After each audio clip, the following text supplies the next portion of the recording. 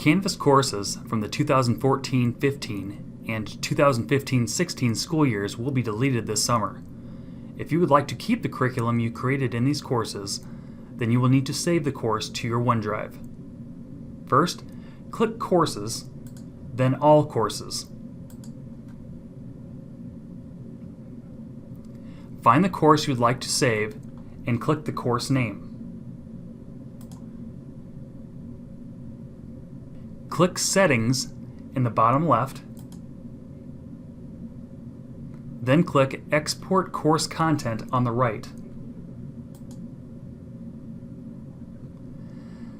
Select Export Type Course and click the Create Export button.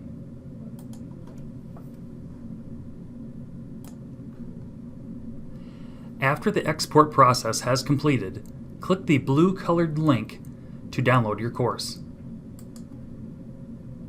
Save the downloaded file to your OneDrive and repeat for each course you would like to save.